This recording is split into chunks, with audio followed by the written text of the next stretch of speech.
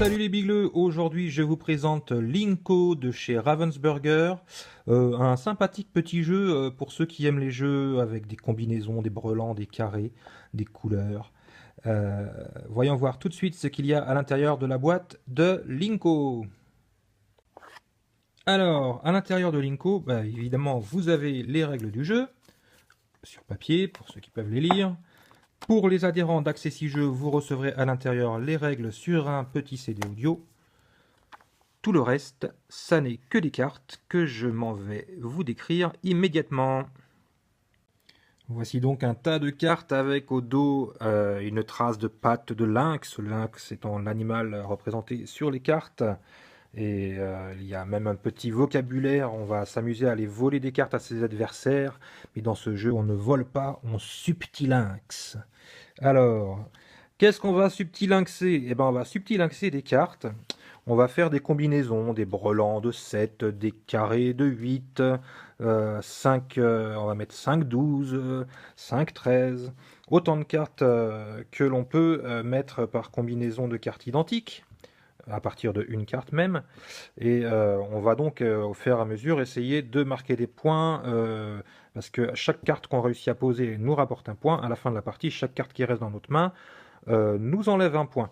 Il va donc falloir choisir si, quand on peut voler des cartes à l'adversaire, on choisit de les voler pour les mettre dans sa main et donc marquer des points, ou de les enlever à son adversaire.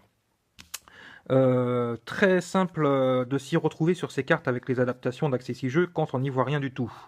Il y a, comme sur tous les jeux de cartes que l'on adapte, un trou dans le coin supérieur gauche de la carte qui permet de savoir dans quel sens tenir sa carte.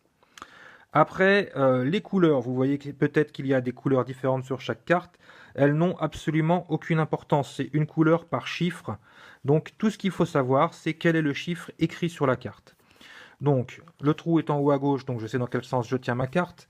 Je touche les repères tactiles qui ont été posés en haut à droite. Donc là, j'ai 1, 2, 2 points. Donc il s'agit tout simplement d'un 2. Là, le trou est en haut à gauche. Oui, en haut à gauche. Je touche 1, 2, 3, 4. 1, 2, 3, 4. Je vérifie pour ne pas dire de bêtises. C'est un 4. Donc là, le trou est là. Le repère tactile, j'ai un rond, donc un rond veut dire 5, donc je pars de 5, plus 1, 2, plus 2 points, donc c'est un 7. Ici, qu'est-ce que nous avons? Le trou en haut à gauche, le carré qui représente un 10, rien en dessous, bah donc c'est tout simplement un 10. Ici, le trou est en haut à gauche, je tiens ma carte dans le bon sens. En haut à droite, j'ai un carré, donc 10 quelque chose, 1, 2, 3, il y a 3 unités, 3 points sous le carré, donc je sais que j'ai un 13 en main. Et enfin, dernier type de carte, les cartes Joker, qui sont représentées par une croix.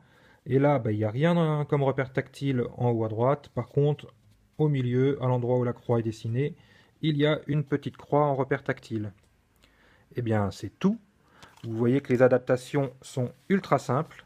Et vous allez pouvoir sans problème, si vous êtes déficient visuel, vous allez pouvoir jouer à Linko sans problème avec des valides, sans retarder le jeu, en ayant tout à fait conscience de ce que vous jouez, de ce que jouent les autres. Il suffit de se parler un petit peu, de savoir quelle est ta combinaison que tu as mis toi sur le dessus de ton paquet. C'est une paire de quoi? Ah, une paire de 8, donc je peux te voler ta paire de 8. Enfin, voler. Subtilynxé. Bon, mesdames et messieurs, voilà, c'était la présentation de Linko, un sympathique petit jeu de cartes. À bientôt pour la présentation d'un nouveau jeu sur le site accessijeux.com. Cliquez sur la vidéo pour vous abonner à la chaîne YouTube d'Accessi-Jeux.